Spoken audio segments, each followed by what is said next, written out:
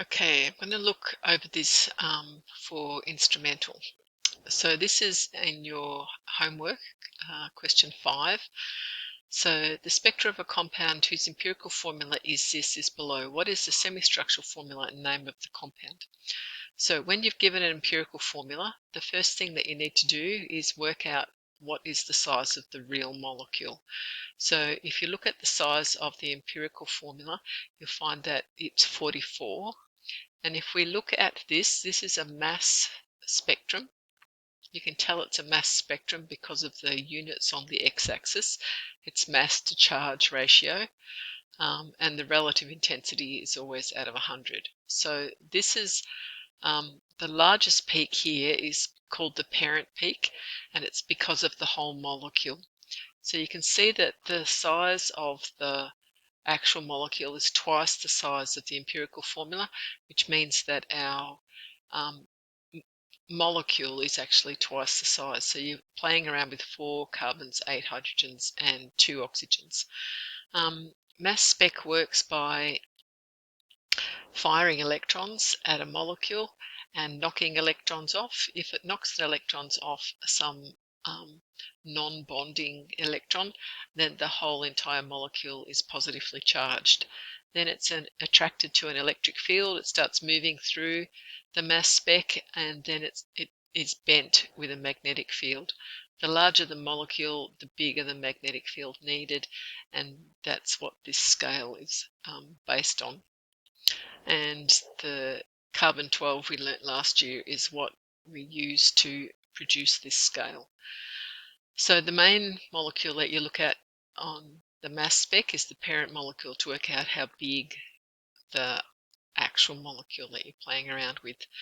These are when the molecule is broken up. So if the bonding electrons are broken, then it can break up into fragments, and this will cause all these different fragments. If we added up the size of this, 12 plus 2 16ths and 1, you'd get a fragment size 45, which would be this peak here. And if we added up that, you get a fragment size of 43, which would be this large peak here, which is called the parent peak, the base peak. Okay, so the first thing to look at is the mass spec.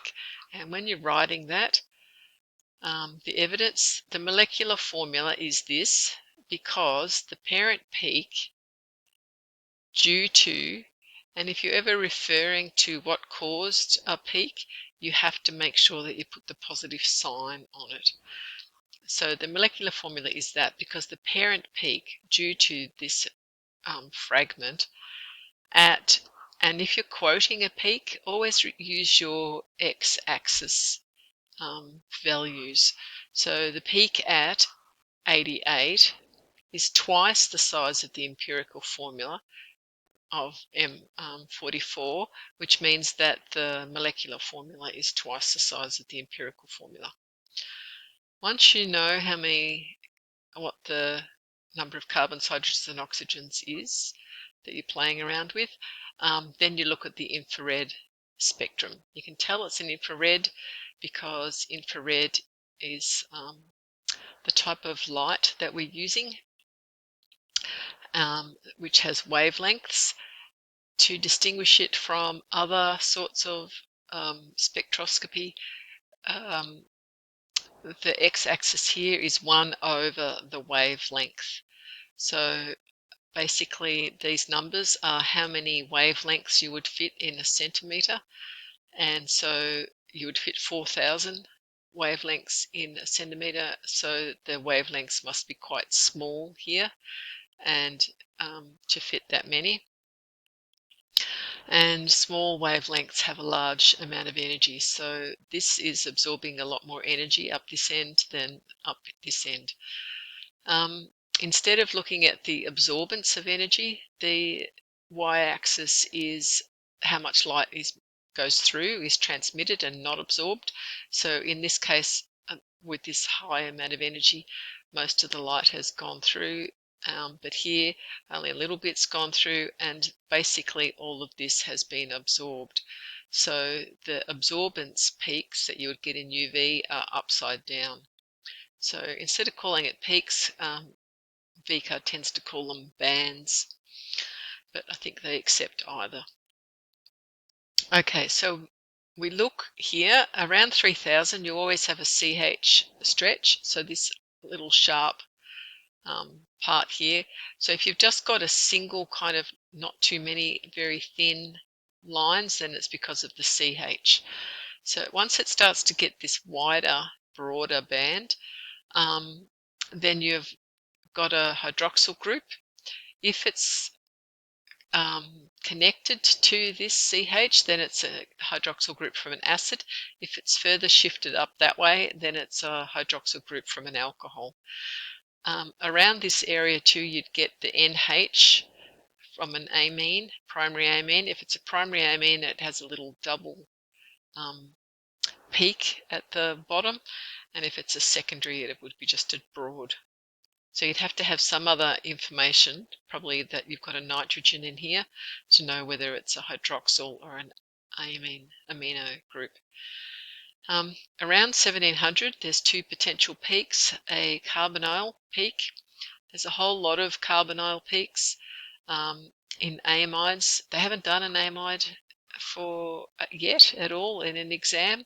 So an amide has a carbonyl and a NH. So you would get a peak up here and you would get a peak over here. So looking out for an amide in the next exam might be good. So you can get them in aldehydes when this is on the end, or ketones when this is in the middle, or esters when you've got the CO with the extra O, oxygen.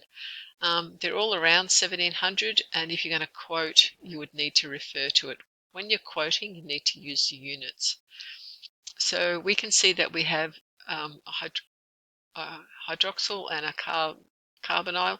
When these are both together, you call that group a carboxyl. You don't have individual ones. So we've got a carboxyl, which is implying that we've got a carboxylic acid.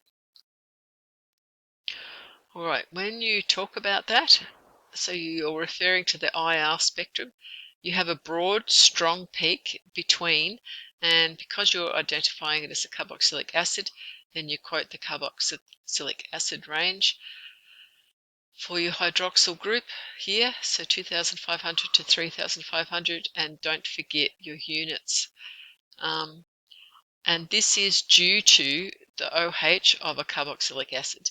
There is also a sharp peak at, and if you've decided that it's a carboxylic acid, use the, so it's around 1700, but use the carbonyl values for a carboxylic acid, and don't forget your units. So the molecule is a carboxylic acid. So then we need to work out how to put it together. So our carbon NMR, we have 4 carbons, but we've got 3 environments, which means that 2 of the carbons must be in the same environment. If they're in the same environment, there's a few different ways you can get the same environment.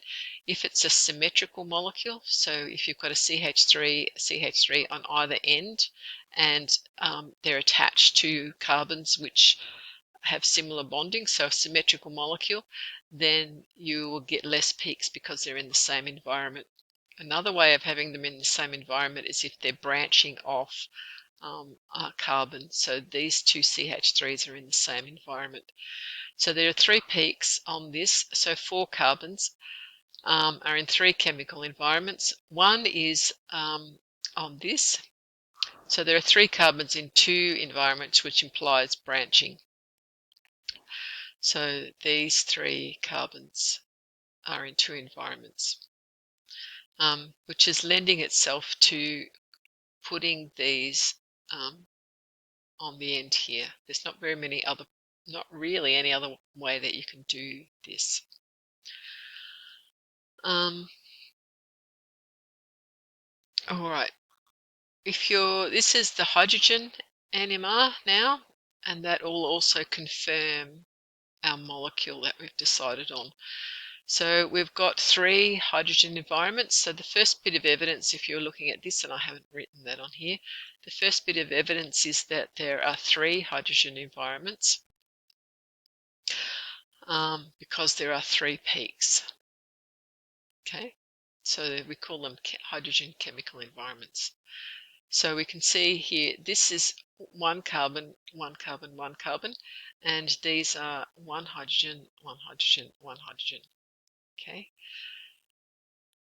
So if we're referring to it, the peak at, so you identify the peak that you're looking at and use your units to talk about it. So the peak at 1.1 has, it's due to 6 hydrogens. So the peak area, the reason that it's there is because these 6 hydrogens caused it. So it's due to 6 hydrogens, okay, because of the peak area. So this relative peak area tells you how many hydrogens are in that environment. And the reason that it's split into these 2 is because the number of peaks you have is the number of hydrogens on a neighboring adjacent carbon. So we're looking at these 6 hydrogens. This adjacent, so the word that you need to use for a neighboring hydrogen is adjacent. It has only 1 hydrogen. So the number of hydrogens on the neighboring adjacent carbon plus 1 tells you the number of peaks that it's split into. And when it's split into 2, we call that a doublet. So the peak at has 6 hydrogens adjacent to a carbon with 1 hydrogen because it is split into a doublet. So if you're going back from the number of peaks, which is probably the more useful way of, because you're interpreting these things, you've got that 2 peaks. So if you take one away, then you can see how many hydrogens you have on the neighboring adjacent carbon. So 2 minus 1, I've got 1 hydrogen on my adjacent carbon. So it's split into a doublet because of the 1 hydrogen on the adjacent carbon. This is due to 1, it's got a relative peak area. So the molecule has this kind of a hydrogen on a carbon with 2 other 6 hydrogens adjacent to it. This carbon has no hydrogens, so it's the peak at 2.6 ppm, so that's what we're looking at, and the 1 hydrogen has been split into a septet, so split into 7 by the 6 hydrogens on the adjacent carbon. 6 hydrogens. So this has been split into 7, a septet, because of the 6 hydrogens. So 6 plus 1 equals 7. I haven't got room for this one, but this one is a major kind of one to identify that it's a carboxylic acid, because the peak at 12, when you have a look on hydrogen NMR, you can tell this is hydrogen because the numbers are small, and you can tell this is carbon because the numbers are large. If we look here, then the only